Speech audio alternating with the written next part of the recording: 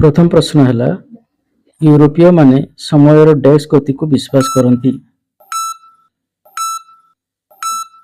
यार सठिक उत्तर टी है सरल रेखिक गति। द्वितीय प्रश्न है अर्थशास्त्र रचयिता होती डैक्स।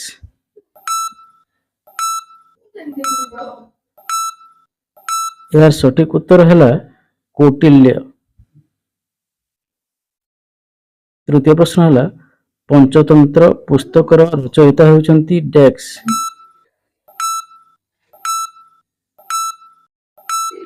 यार सठिक उत्तर है विष्णु शर्मा।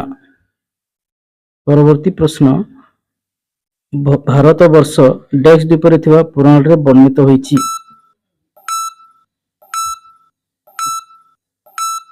यार सठिक उत्तर है जम्मू द्वीप। परवर्ती प्रश्न हरप्पा सभ्यतार लोक माने डैक्स धातुर व्यवहार जानी नथिले।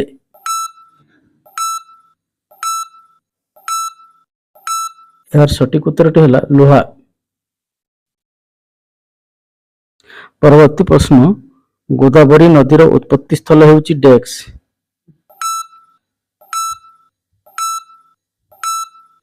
यार सठिक उत्तरटी होउची महाराष्ट्र नासिक जिल्ला रे थिबा ब्रह्मगिरी पर्वत।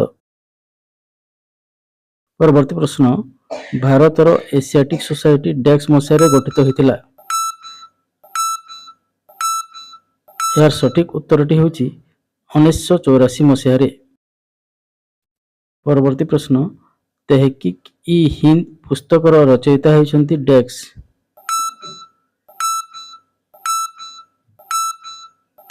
यार सठिक उत्तरटी होउची आलबेरुणी। परवर्ती प्रश्न गंगा नदीर उत्पत्ति स्थल होउची डैक्स।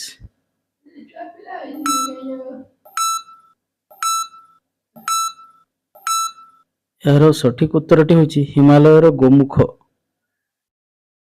परवर्ती प्रश्न गंगा नदी हिमालय बाहरी डैक्स सागर रे पड़िछि। यार सठिक उत्तरटी होउची बंगोपसागर।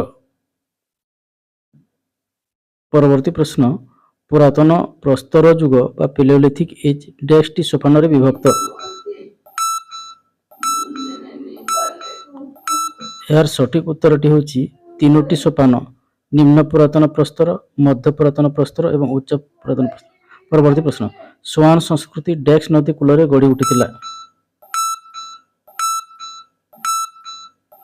यार सठिक उत्तरटी होउची सोआन नदी उपत्यका सोन रिवर वैली। परवर्ती प्रश्न बुर्जाहोम डैक्स ठारे अवस्थित।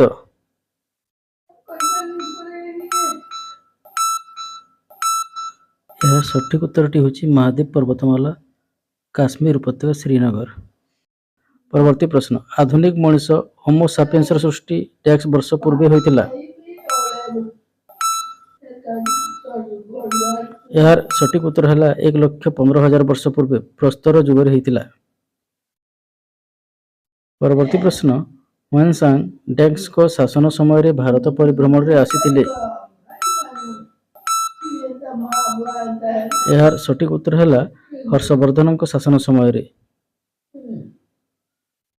परवर्ती प्रश्न गाथा सप्तशती संकलन रे डैक्स टी कविता थिला। यार सठिक उत्तरटी होउची 700टी। परवर्ती प्रश्नटी होउची गोदावरी नदीर उत्पत्ति स्थल होउची डैक्स।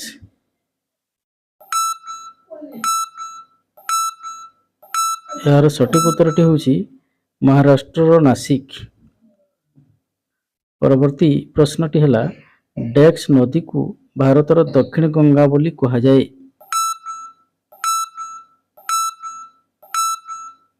यार सठिक उत्तरटी है गोदावरी नदी। परवर्ती प्रश्नटी होउची ब्रह्मपुत्र डैक्स पर्वतरु बाहरिछि।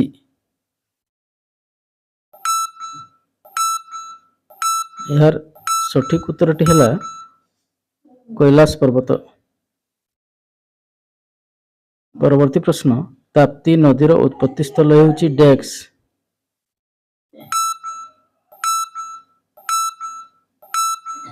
ଏହାର ସଠିକ ଉତ୍ତରଟି ହେଉଛି ସାତପୁରା ମାଳଭୂମି।